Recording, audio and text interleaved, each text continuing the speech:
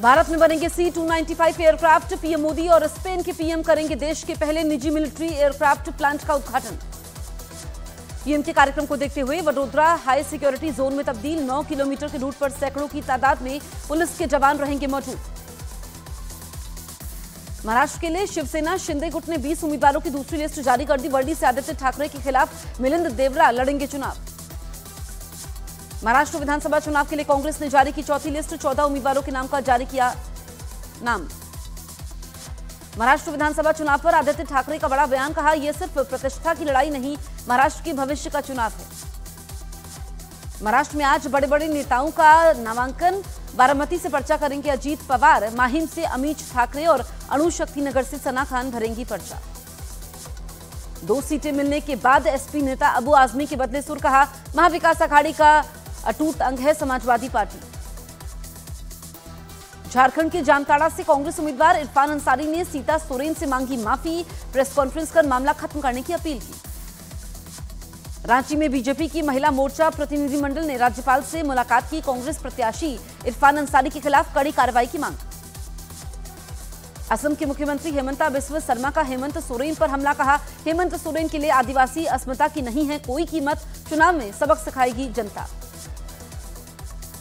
दिल्ली के वजीरपुर इलाके में पूर्व मुख्यमंत्री अरविंद केजरीवाल ने की पदयात्रा। बीजेपी पर साधा निशाना। बीजेपी नेता प्रवीण खंडेलवाल ने अरविंद केजरीवाल पर साधा निशाना। कहा, 10 साल में आम आदमी की पार्टी की सरकार ने दिल्ली में नहीं किया विकास का कोई भी काम। उत्तराखंड के पूर्व सीएम हरीश रावत का बयान। कहा, हमने हरियाणा चुनाव से बहुत कुछ सीखा।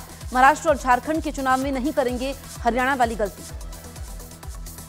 एसपी नेता डिंपल यादव ने यूपी उपचुनाव में समाजवादी पार्टी की जीत का किया दावा। यूपी सरकार पर लगाया जनता की मुश्किलों पर ध्यान नहीं देने का आरोप।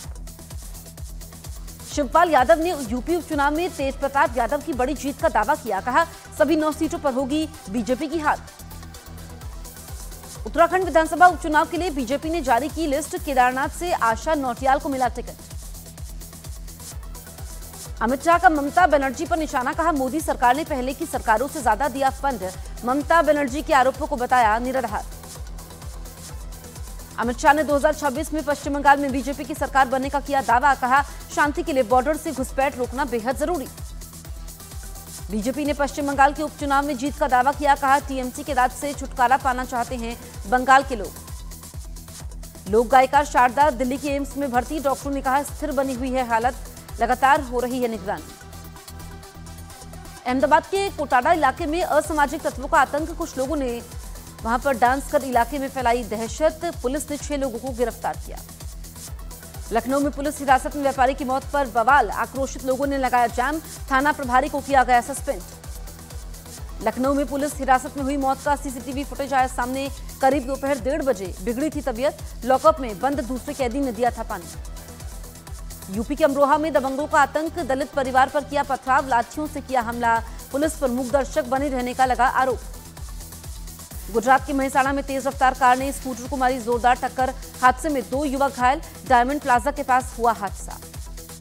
मथुरा में कुछ लोगों ने दुकान में घुसकर की तोड़फोड़ और मारपीट। दोनों पक्षों में पैसों को लेकर हुआ था विवाद। सीसीटीवी में रिकॉर्ड हुई पूरी वारदात। गाजियाबाद में कार सेंटर में चोरी की नाकाम कोशिश। बदमाशों ने औजार को तोड़ने की कोशिश की। थाना इंद्रापुरम इलाके की वारदात। जम्मू कश्मीर के कुपवाड़ा में आतंकवादियों के खिलाफ सुरक्षा बल की कार्रवाई। तलाशी अभियान के समय आतंकवादियों का एक सहयोगी गिरफ्तार। अमृतसर में सीमा पार से ड्रोन की मदद से भेजी गई नशे की खेप। अंतर्राष्ट्रीय सीमा के पास से 1 किलो हेरोइन के साथ 2 पाकिस्तानी ड्रोन बरामद।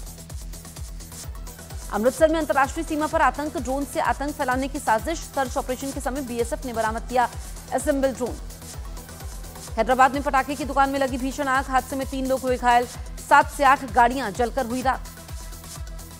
ईरान में हुए इजरायल के हमलों की सैटेलाइट तस्वीरें आई सामने। ईरान के पूर्व परमाणु हथियारों के सेंटर को बनाया गया निशाना। ईरान के राष्ट्रपति ने इजरायल को दी चेतावनी। कहा, हम युद्ध नहीं चाहते लेकिन सही वक्त आने पर इजरायल के हमलों का जवाब जरूर देंगे। इजरायल से जारी युद्ध के बीच हिजबुल्लाह का बड़ा दावा। लेबनान के पश्चिमी क्षेत्र में इजरायल के युद्ध विमानों को रोकने का दावा किया। कमला हैरिस ने ईरान को इजरायल के खिलाफ कार्रवाई नहीं करने का दिया संदेश। कहा, ऐसा करना बड़ी गलती होगी। इजरायल के पीएम नेतन्याहू का बड़ा दावा। कहा, इजरायल के हमले और ईरान को हुए गंभीर नुकसान, हमला कर हमने अपने लक्ष्य को हासिल कर लिया।